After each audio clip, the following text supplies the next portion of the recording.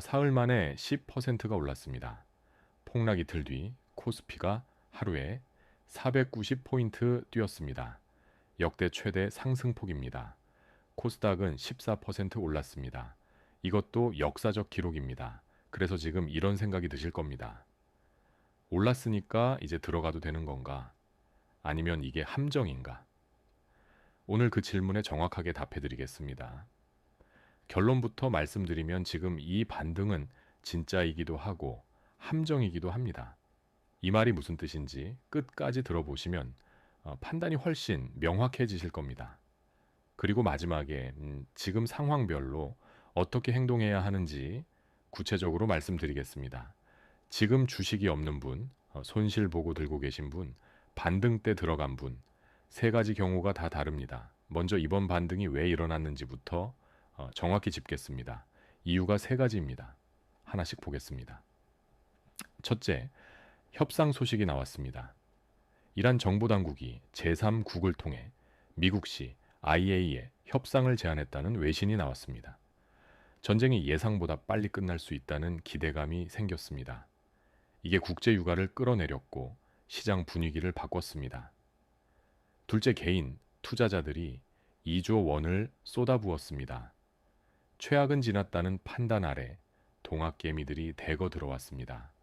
삼성전자를 8천억 원 넘게 사들이며 지수 상승을 이끌었습니다.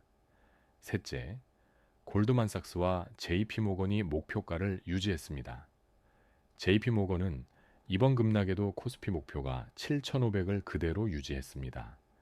골드만삭스는 오히려 목표가를 6,400에서 7,000으로 올렸습니다. 글로벌 최대 투자 은행들이 이번 폭락을 단기 충격으로 보고 있다는 신호입니다. 골드만삭스는 이렇게 말했습니다. 과거 지정학적 위기 사례를 보면 충격 이후 3에서 12개월 내에 지수가 회복되는 경향이 있다고, 그러면서 국내 기업 이익 성장률 전망치를 오히려 올렸습니다. 120%에서 130%로 올해만 세 번째 상향입니다. 이 세 가지가 합쳐져서 하루 만에 10%가 오른 겁니다. 그렇다면 이 반등을 믿어도 됩니까? 여기서부터 핵심입니다. 지금 시장에서 주목해야 할 숫자가 하나 있습니다. 이란 전쟁이 시작된 이후 코스닥은 이미 전쟁 전 수준을 회복했습니다. 그런데 코스피는 아직 전쟁 이전보다 10% 넘게 낮습니다. 같은 시장인데 왜 이렇게 다르냐? 코스피는 외국인 비중이 높습니다. 그 외국인들이 아직도 팔고 있습니다. 이달 들어 외국인이 코스피에서 팔아치운 금액이 28조 원이 넘습니다. 반등을 이끈 건 개인이고 외국인은 그 반등을 이용해서 팔고 있는 구조입니다. 이 구조가 바뀌지 않으면 반등은 언제든 꺾일 수 있습니다. 외국인이 왜 계속 파느냐고 물으신다면 이유가 있습니다. 외국인들은 환율을 같이 봅니다. 원화가 약할수록 한국 주식의 달러 환산 수익이 줄어듭니다. 지금 원달러 환율 일일 변동폭이 코로나19 공포 이후 가장 높은 수준입니다. 외국인 입장에서는 주식이 올라도 환율 손실이 나면 의미가 없습니다. 그래서 환율이 안정되기 전까지는 외국인의 본격적인 귀환을 기대하기 어렵습니다. 그래서 전문가들은 이번 반등이 V자가 아니라 W자가 될 수 있다고 경고합니다. KB증권은 이렇게 말했습니다. 패닉셀 이후에는 V자보다 W자 반등이 더 많이 나왔다고. W자가 뭔지 아십니까? 한 번 빠지고 한 번 오르고 다시 한 번 더 빠진 다음에 올라가는 패턴입니다. 역사 사례를 하나 보겠습니다. 2020년 코로나 팬데믹 때도 비슷했습니다. 2월에 폭락하고 3월 초에 기술적 반등이 왔습니다. 그 반등을 보고 들어간 사람들이 많았습니다. 그런데 3월 중순에 또 한 번 더 빠졌습니다. 그게 진짜 바닥이었고 그 이후 본격 상승이 시작됐습니다. W자를 먼저 경험하고 나서야 진짜 반등이 온 겁니다. 다울투자증권은 이렇게 분석했습니다. 이틀 연속 10% 이상 빠졌던 과거 사례들을 보면 반등에 성공하더라도 급락 여진을 한 번 더 소화하고 재상승하는 경향이 컸다고.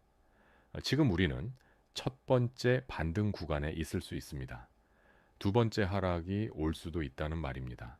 그런데 동시에 이런 말도 나옵니다. 코스피 5천선이 하방으로 확인됐다는 분석입니다. 5천선에서 강한 지지가 확인됐다는 뜻입니다. 이 이하로는 내려가기 어렵다는 의미이기도 합니다. 정리하면 이렇습니다. 반등은 진짜이지만 지금 당장 한꺼번에 사는 것은 위험합니다. 하지만 5천선이 지지대로 확인된 이상 이 구간에서 분할 매수를 검토할 수는 있습니다.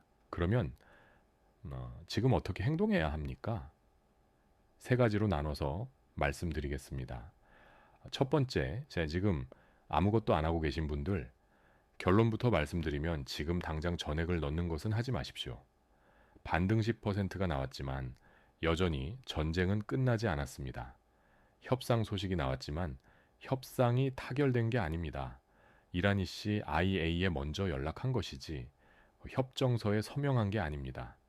전쟁이 다시 격화되면 지금 반등의 상당 부분이 다시 빠질 수 있습니다. 그럼 언제에 들어가야 하느냐? 반등 직후 들어가서 낭패를 본 사례가 있습니다. 2008년 금융위기 때 리먼 브라더스가 파산한 다음 코스피가 하루 만에 9% 폭락했습니다. 그 다음 날 반등이 왔습니다. 그때 들어간 투자자들이 많았습니다. 그런데 그건 진짜 반등이 아니었습니다. 그 이후로 코스피가 3달 더 빠졌습니다. 반등은 바닥이 아닙니다. 세 가지 신호를 보십시오. 외국인이 코스피에서도 순매수로 돌아서기 시작할 때, 협상이 타결되거나 정전 소식이 공식 확인될 때, 코스피가 전쟁 전 수준인 6200선 이상을 회복할 때, 이 신호들이 나오기 전까지는 관망하거나 소액으로만 접근하십시오. 두 번째, 반등 때 팔지 못하고 계속 들고 계신 분들, 지금 이분들이 가장 복잡한 상황입니다. 팔자니 이미 많이 빠졌고 버티자니 W자가 걱정입니다. 판단 기준 하나를 드리겠습니다. 지금 들고 있는 종목이 이란 전쟁과 직접적인 관련이 있는 종목입니까? 직접 관련이 없는 종목, 반도체, 자동차, 조선처럼 수출로 달러를 버는 기업들입니다. 이런 종목들은 전쟁이 끝나면 오히려 환율 수혜까지 받을 수 있습니다. 이런 종목은 버티는 근거가 있습니다. 직접 관련이 있는 종목, 유가 상승으로 원가가 오르는 석유화학, 항공주, 전쟁 기대감만으로 급등했다가 급락한 방산주 일부, 이런 종목은 전쟁이 어떻게 전개되느냐에 따라 방향이 완전히 갈립니다. 지금 비중을 줄이는 걸 고려하셔야 합니다. 같은 하락장이어도 종목마다 판단이 달라야 합니다. 그리고 지금 당장 내일 장이 열리기 전에 해야 할 것이 있습니다. 각 종목마다 손실 한계 가격을 정해 두십시오. 내가 버틸 수 있는 손실이 어디까지인지 그 가격 아래로 내려가면 반드시 판다는 기준을 지금 써두십시오. 이 기준 없이 장을 맞으면 감정으로 판단하게 됩니다. 장중의 감정으로 내리는 결정은 대부분 가장 나쁜 타이밍에 일어납니다. 세 번째, 반등 때 들어가신 분들, 5일 반등 때 들어가신 분들이 있으실 겁니다. 그분들에게 드리는 말씀입니다. 지금 단기 수익이 나고 있다면 그 수익을 전부 지키려 하지 마십시오. 반등 때 들어간 자리는 기술적 반등 포지션입니다. 전쟁이 끝났다는 확실한 신호가 나오기 전까지는 절반 정도를 익절하고 나머지를 들고 가는 전략이 더 안전합니다. 반등이 10% 왔을 때 먹을 수 있었던 것은 폭락 때 들어간 사람들의 몫입니다. 지금 들어가서 추가 10%를 기대하는 것은 전쟁이 완전히 끝난다는 전제가 있어야 합니다. 이번 반등에서 꼭 봐야 할 숫자 하나를 드리겠습니다. 코스피 6244입니다. 이게 왜 중요하냐? 전쟁 시작 직전 코스피 마지막 종가입니다. 코스피가 이 수준을 회복하면 시장이 이란 전쟁의 충격을 완전히 소화했다는 신호입니다. 그때부터는 JP모건이 말하는 7,500, 골드만삭스가 말하는 7,000을 향해 다시 달릴 수 있습니다. 지금 코스피는 5,580대입니다.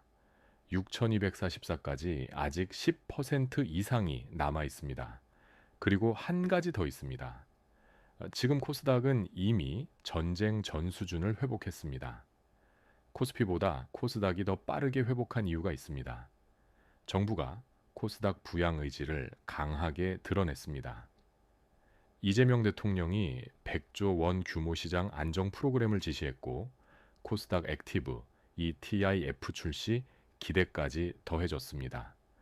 외국인과 기관이 코스닥을 집중적으로 사들이고 있습니다. 이 흐름이 코스피로 이어지는지 확인하는 것이 중요합니다. 코스닥 회복 화살표, 외국인, 코스피 복귀 화살표, 코스피 전쟁 전 수준 회복, 이 순서가 확인될 때 본격적인 상승이 시작된다고 보시면 됩니다. 코스닥이 코스피보다 먼저 회복했다는 건 작은 신호가 아닙니다.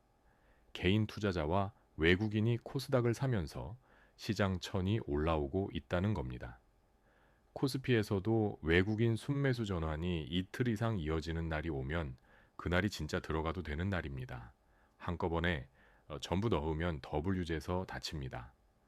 분할로 넣으면 W자가 와도 평균 단가를 낮출 기회가 됩니다. 오늘 정리입니다. 코스피가 10% 반등한 것은 사실입니다. 이유도 분명합니다. 협상 기대, 개인 매수, 글로벌 IB의 목표가 유지. 그런데 외국인은 아직 팔고 있습니다. 전쟁은 끝나지 않았습니다. W자 가능성은 여전히 살아 있습니다. 그래서 지금 이 반등에 올라탈 분들에게 드리는 조언은 하나입니다.